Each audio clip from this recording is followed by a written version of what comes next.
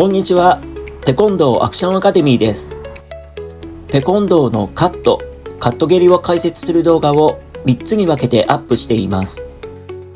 前編ではテコンドーのカット蹴り解説動画前編、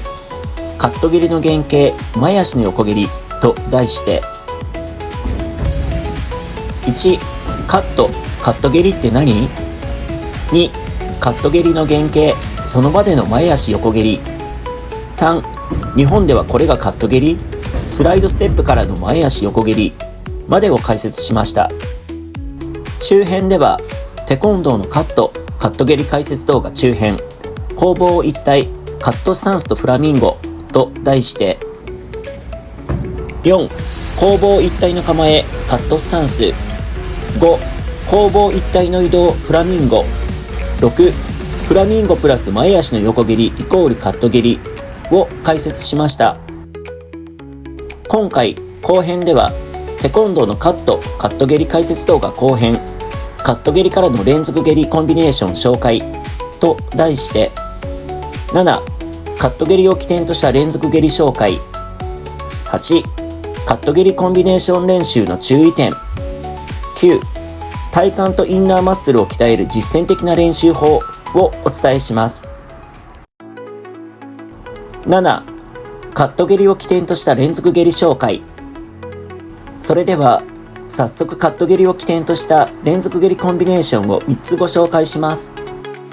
まず1つ目は一番の定番ともいえるカット蹴りからのブラジリアンキックイコール振り下ろし型上段回し蹴りです。ブラジリアンキックとは軸足を180度返した状態から蹴り足を振り下ろす上段回し蹴りのことです。もともとはフルコンタクト空手極真会館のブラジル選手たちが開発し、空手では縦蹴りとも呼ばれています。カット蹴りは軸足を150度から180度返した状態で蹴りますので、非常につなげやすくカット蹴りとの相性が抜群です。実際、近代オリンピックテコンドーの試合でも一般的な上段回し蹴りのフォームはほとんど見かけず、選手たちは皆このブラジリアンキックを使っています。カット蹴りからの連続蹴りで最も多く使われている蹴り技とも言えます。それではご覧ください。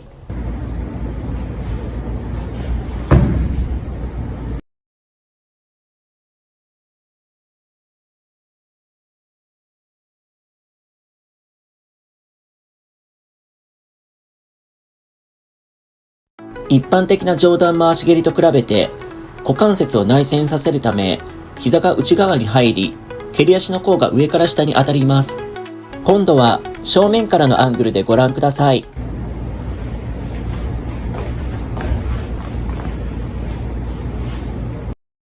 実際にはこんなにぴょんぴょんと飛ばないです。また片足を上げて4回以上の蹴りは反則になります。軸足を180度近く返し、股関節を内旋させるため膝が下を向き、蹴り足の甲が上から下に振り下ろされます。ここで補足ですが、2024年の海外の大会では蹴り足を上げた状態での蹴りは3回まで有効で、4回目は反則を取られポイントにならないとルール改定があったと聞いています。これは裏を返せばテコンドーにおいては片足を上げたままの連続蹴りはそれだけ強力で効果的だということです。ということで、カット蹴りの2発目だけではなく、3発目でも上段ブラジリアンキックを出せるように練習しておく必要があります。実際、2発目の後、反撃しようとする相手の意表をつけるので、3発目の上段蹴りは当たりやすかったりします。なお、この3発目の時には、蹴ろうとするよりも、ただ足を伸ばすだけでも良いと思います。これは前編でもお話ししましたが、頭部への攻撃は選手の安全確保のため、当たればほぼ反応するぐらいにセンサーが設定されているからです。そのため、組手の試合でも上段についてはブラジリアンキックと横蹴りの中間のようなフォームで当てているのを見かけます。ということで、最初は3発目はとにかく顔の高さに足を伸ばせるだけで OK ぐらいの感覚でも良いと思います。それでは実際にカット蹴りブラジリアンキックの3連撃を実演するのでご覧ください。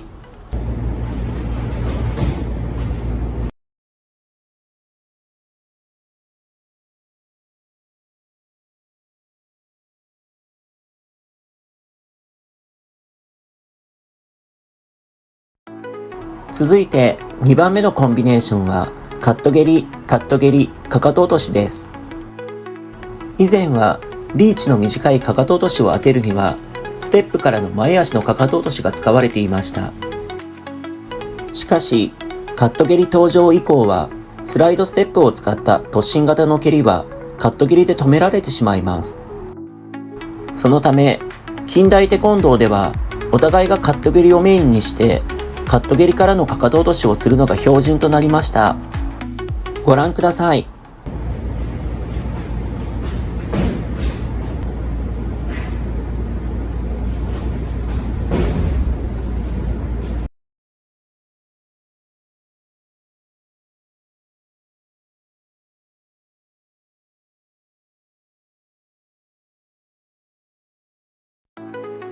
それでは最後3つ目のコンビネーションはカット蹴り、かかと落とし、ブラジリアンキックです。なお、これはかかと落としとブラジリアンキックを両方当てることを意図していません。かかと落としの隙に反撃してくる相手やかかと落としを避けた相手にブラジリアンキックを当てることを狙っています。それではご覧ください。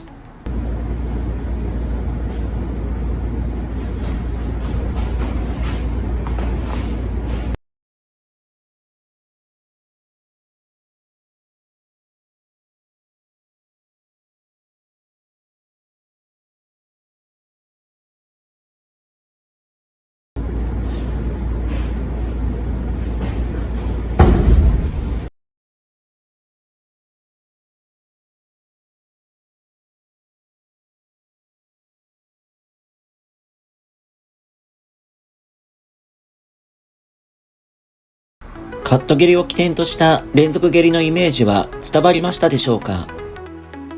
私は体が硬く足も短いので、私の実演ではもしかしたらピンとこなかった方もいらっしゃるかもしれません。ただ、足が長く体が柔らかい方がカット蹴りスタイルの組み手をするとものすごく強力なのは事実です。そのため、テコンドーだけではなく、伝統空手の組み手でも海外選手がカット蹴りを取り入れ成果を上げています。最近では日本の伝統空手道場でもテコンドーを並行して習うことを勧める指導者が増えてきました。さらにフルコン空手でも小中学生の部、特に女子ではカット蹴りコンビネーションが使われています。ジュニア部門では当たれば有効判定されるからです。そのため空手道場によっては子供たちがケンケン殺法と名前をつけて練習していると聞きます。このようにカット蹴りスタイルの組み手が他武道でも浸透している中、本家のテコンドーでは何度もルール改正が行われています。その理由は足が長い人が圧倒的に有利で、強力すぎるカット蹴りスタイルの組み手のバランスを調整するためです。2024年5月以降、海外の大会では次のようなルールになっているそうです。カット蹴り関連ルール。片足を上げ、蹴らずに下ろすと反則。ただし何か適当な軽蹴りをする、または下ろして別の足で蹴りをすれば OK。片足を上げていいのは3秒以内。片足のままステップするのは2回まで。片足を上げてからの蹴りは3回まで。ただし4回目は反則となり、当たっても点数にならない。以上、大阪テコンドー道場のサイトを参照しています。正直かなり細かいですよね。判定する審判も大変だと思います。ただ逆に言えば、ここまで細かく制限しなければならないほどカット蹴りスタイルが有効で強力すぎたと解釈できます。なお、こういう細かなルールやルール改定を分かりやすくまとめた日本語の公式サイトがないので、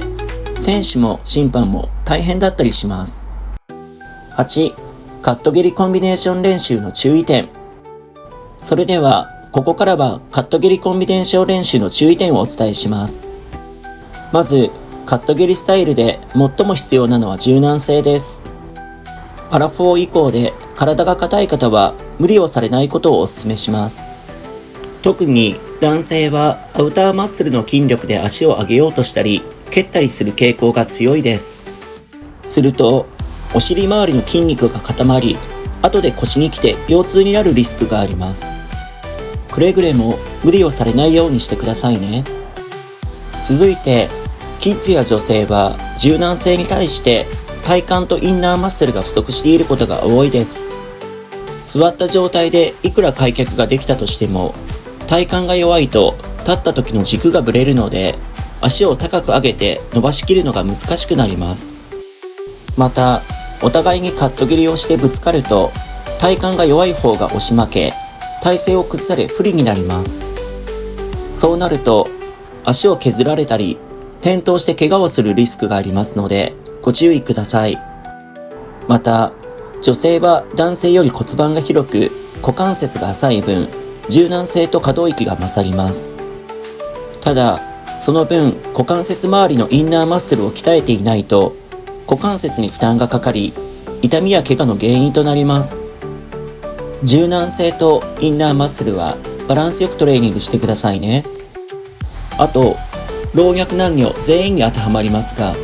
股関節周りが硬いと、その分膝に負担がいきます。膝の半月板や靭帯を痛めるリスクが跳ね上がりますのでご注意ください。また、カット蹴りコンビネーションは変幻自在の変則的なものもありますが、膝から下はまっすぐ伸ばすことを徹底してください。このチャンネルでも繰り返し伝えていますが、膝はドアと同じ蝶番関節です。膝をねじった状態で蹴りの反動を受けると側腹靭帯を痛めます。また、膝が内側に入った状態で強い衝撃を受けると前十字靭帯を痛めたり断裂するリスクがあります。実際、テコンドーのオリンピック選手でも膝を痛め手術を受けているケースが多いです。繰り返しになりますが、関節に負担のかからない体の使い方を覚え、関節を安定させるインナーマッスルを鍛えることを強くお勧めします。9. 体幹とインナーマッスルを鍛える実践的な練習法。まずは初級編、エクササイズバンドを使った横蹴りのスロートレーニングをご紹介します。最初にポイントを伝えますと、リラックスした状態でゆっくり行うことです。テコンドーの形の選手は技のキレを表現するため、このエクササイズバンドを使ったエクササイズでもビシッと素早く蹴り足を伸ばしますが、それは初心者にはおすすめではないです。なぜなら、初心者がそれをしようとすると、インナーマッスルではなくアウターマッスルを使ってしまうからです。また、体が硬い人は筋肉が固まってしまい伸びなくなります。そのため、リラックスしてゆっくりと気持ちよく伸ばしきるように取り組んでください。それではご覧ください。壁に手をつき、上体を軸足に対して直角、つまり床と平行になるまで傾けながら、蹴り足をゆっくりと伸ばしきります。注意点、蹴り足のかかとを上にする、蹴り足を完全に伸ばしきる、反り腰にならない。無理のない高さで行うこと、そして蹴り足を伸ばす方向や角度を探るということが大事です。良くない例と良い例の比較画像を作りましたのでご覧ください。蹴り足が曲がることなくまっすぐ伸ばしきることができるフォームで行ってくださいね。続いて中級編、片足を上げたままの連続蹴り込みです。この練習はある程度の体幹とインナーマッスルが出来上がっていることが前提となります。この練習をするときには重量のあるスタンドバッグまたはビッグミットを使います。ご覧ください。